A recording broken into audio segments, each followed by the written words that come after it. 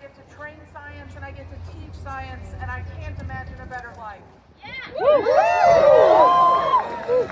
Right after that, I decided to start my family.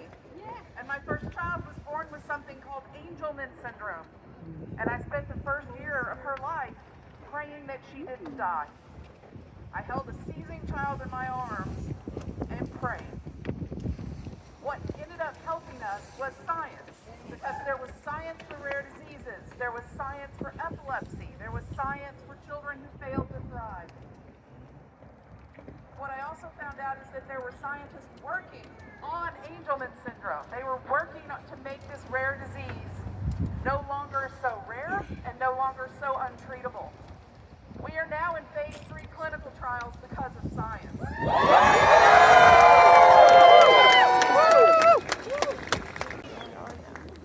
And I am here today to stand up for all the undergraduate science students who benefit from federal funding for basic research.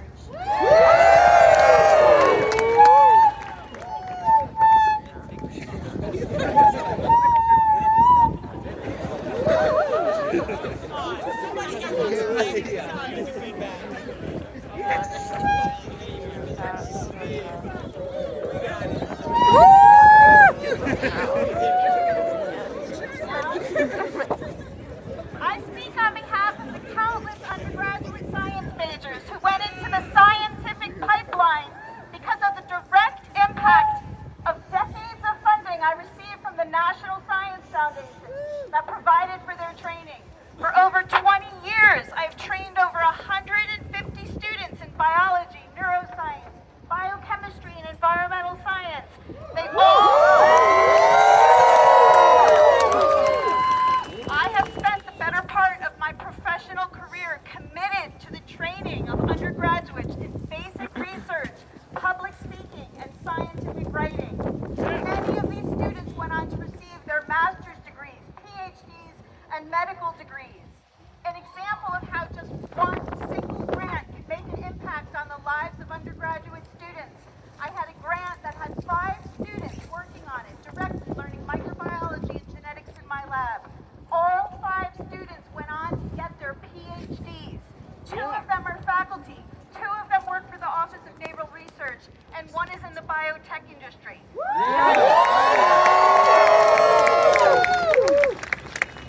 This is the scientific pipeline that works, that folks like me contribute to, that are all supported by federal funding.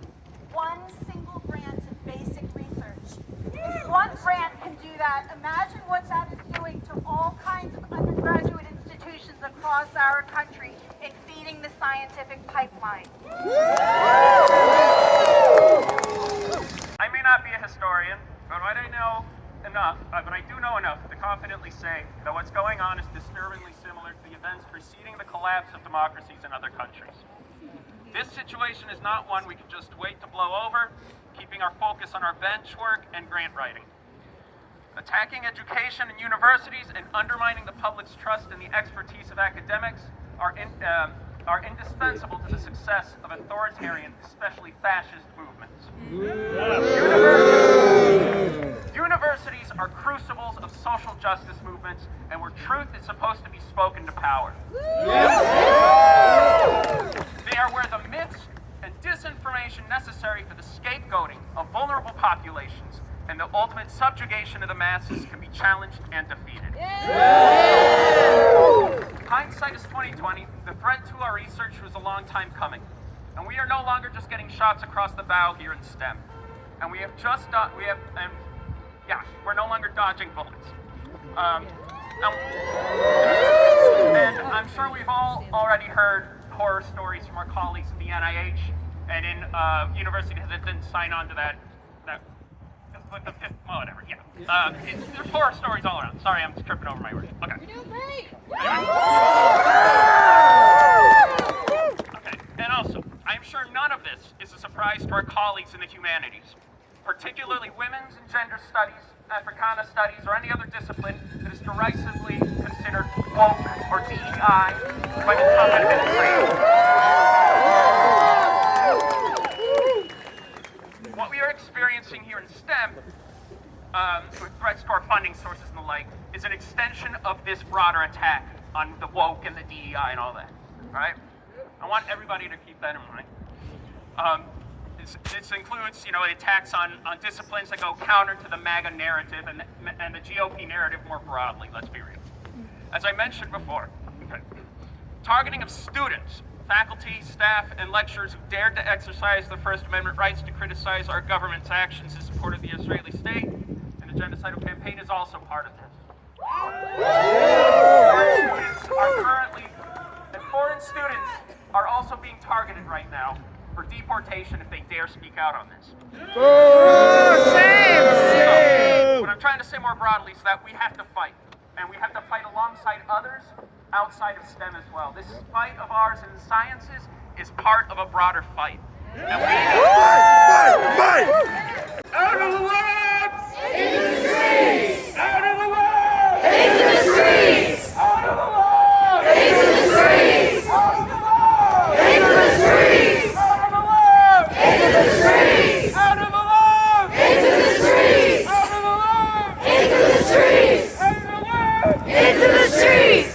Cite your sources! Cite your sources! I'm a climate scientist. Yeah. I've lived and worked in New Jersey for most of the last 20 years. Wow. Okay. And here in New Jersey, we know that climate change is real and that it's harming us now.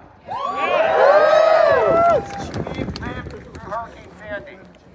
We've lived through Hurricane Ida. We've breathed the polluted air from the Canadian wildfires and from wildfires in our own state. And these are all disasters that have been made worse as a result of climate change. To tackle the climate crisis, we need to be able to observe and understand what we are doing to our planet. And the Musk-Trump administration is attacking our ability to do that.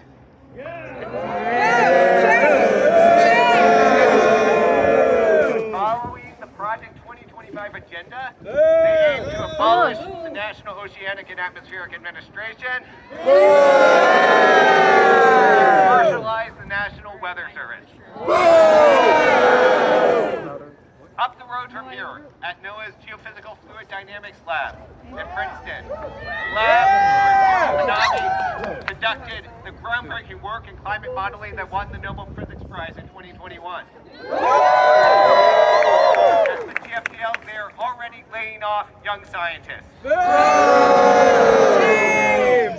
And they've already, as many of you know, been laying off our program managers at science funding agencies in Washington.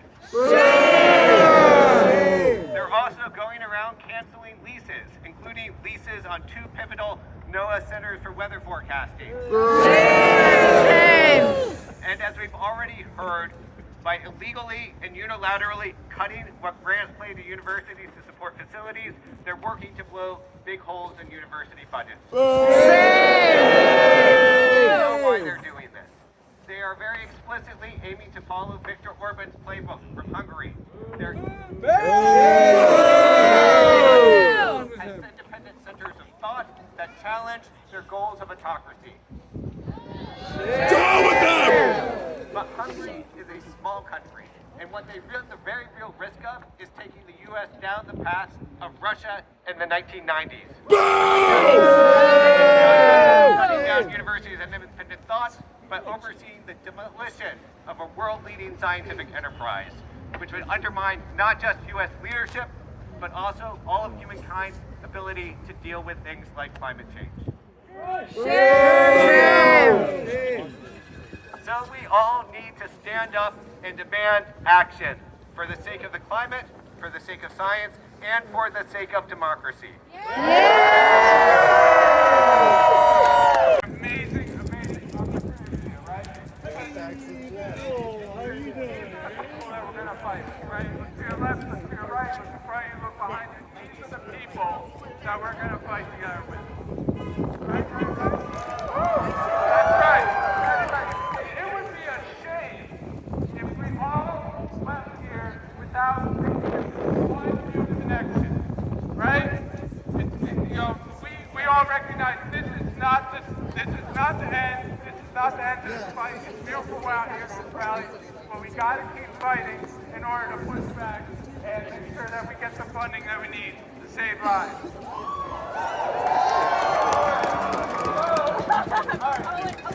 We want you all in a minute to have a very simple conversation.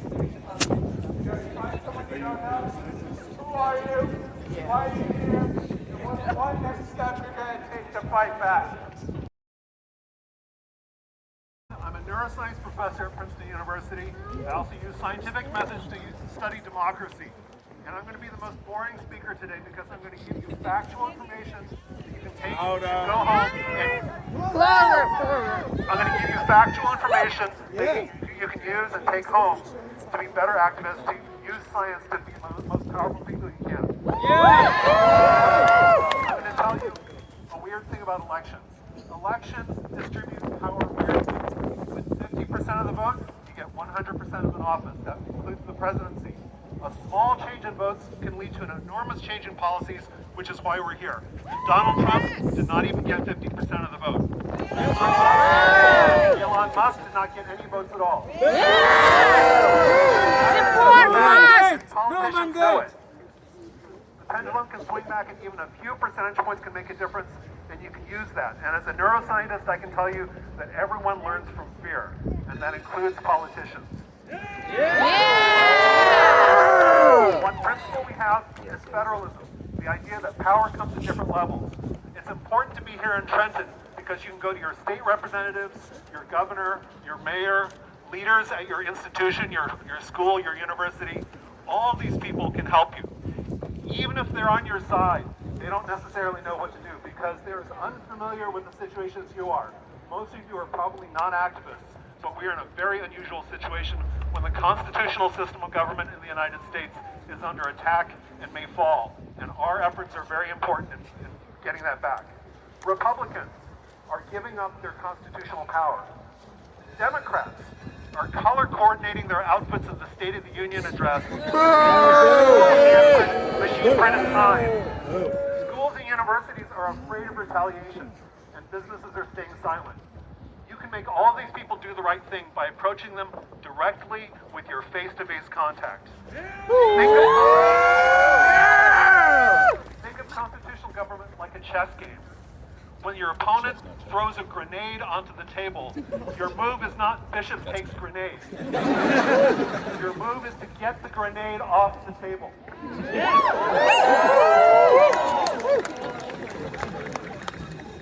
Now comes the neuroscience. Okay. First, a little math. About 1 in 10 congressional districts are competitive. We're lucky because there are several that are near us. One is the New Jersey 7th District, Thomas Kane Jr. Another is the Pennsylvania 1st District, Brian Fitzpatrick. If you live in these districts, they may be afraid of losing their next election. Fear helps the brave learn. Tell them to take their constitutional power over spending back. Tell them the careers depend on it. Fear is bipartisan. Tell your Democratic representatives how angry you are. They have to survive a primary election.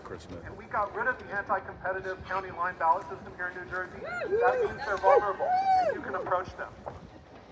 In the science of mass protest, as few as 3.5% of the people coming together can work change. We are not yet 3.5% of the people, but we can combine with other people who are vulnerable because of healthcare, people who use the weather service, people who use navigation who got here, people who use science in their lives, people who are at risk. So, topic of activism. If you send emails or sign a petition, that's okay, but that's not effective. And the reason for that is that we are social visual primates. And as social visual primates, you got to be face to face. You have to talk with people. When you talk with people, that makes a difference. I want you to summon your scientists. I know you're not used to this. Summon your inner extrovert.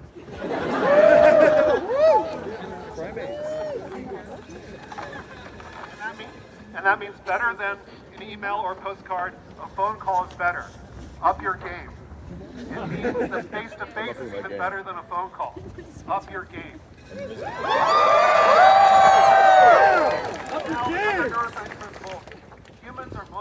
by immediate reward. When you go to these people, tell them what you think, but also offer your expertise and your time. The federal system is under attack, and they need help, whether it be with vaccines, with evidence, with data. There are ways that you can help, so you can not only put a little fear in them, but also offer them your help. Offer them help with gathering data, or tell them local stories about what's happening in your district.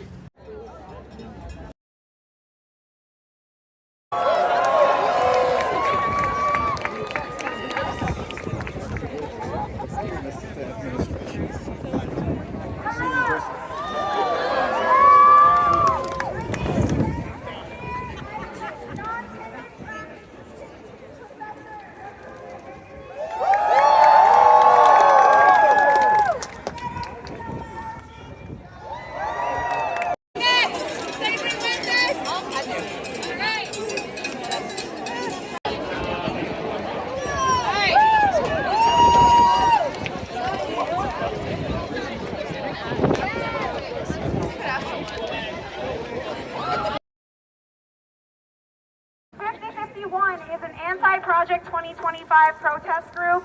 We are aligned on a lot of the things everyone is mad at. LGBT rights, we are for. Women's rights, we are for. Immigrants' rights, the return of DEI, science, and Ukraine. We are for Ukraine. Those things, but all bundled up anti-Project 2025. We did a big event on February 5th as well as February 17th, No King's Day. We are a decentralized grassroots movement where national gives a date and then we do that date in all 50 states. So upcoming, March 15th is an optional date that some states are doing, and then April 5th, all states are doing. Across the street from here, World War II Memorial is where we usually wind up, but this is a great space, so we might be here next time. So hope to see you all out. Yeah, just thank you for reminding me. So I will be at the Lawrenceville Tesla takedown tomorrow, and I will be getting rid of my Tesla at the takedown. I'm so excited. Polestar is a Swedish company. They're amazing and not fascist yet, anyway.